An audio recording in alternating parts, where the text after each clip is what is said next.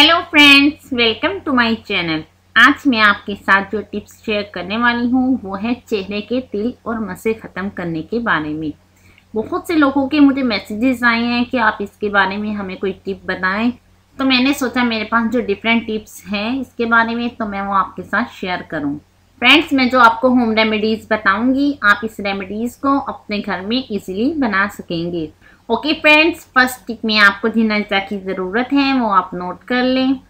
इन तमाम इंग्रेडिएंट्स को आपने गर्म पानी में मिक्स करके एक महलूल बना लेना है। रोज़ाना इस महलूल को जिस्म पे जहाँ जहाँ तिल और मसे हैं वहाँ लगाकर मसाज करना है।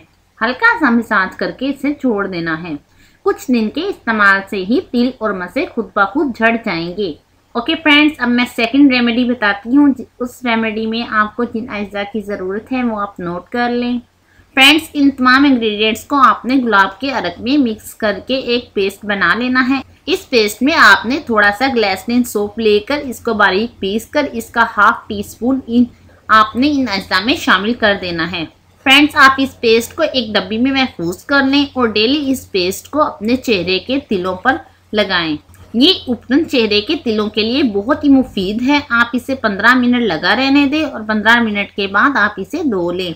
इसके मुसलसल इस्तेमाल से आहिस्ता आहिस्ता आपके तिल ख़त्म हो जाएंगे और आपके मुसामों के जो निशानात हैं वो भी ख़त्म हो जाएंगे।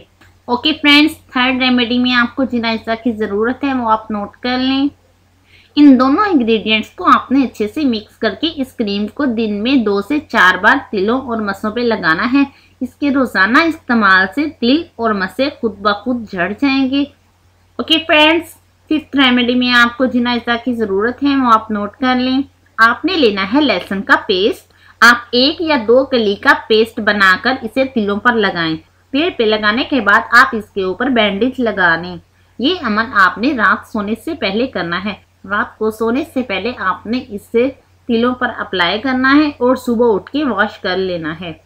इसके इस्तेमाल से आपके तिल आहिस्ता आहिस्ता ख़त्म हो जाएंगे। ओके फ्रेंड्स, लास्ट रेमेडी में आपको जिस अज्जा की ज़रूरत है वो है बनाना। आपने एक केला लेकर इसे छील लेना है। केले के छिलके के ऊपर वाले हिस्से का थोड़ा सा टुकड़ा लेकर आप इसे तिलों के ऊपर रख दें और इसके ऊपर बैंडेज लगा दें। ये अमल भी आपने रात को करना है सोने से पहले। रात सोने से पहले आपने इसे लगाना है और सुबह उठ के आपने वॉश कर लेना है।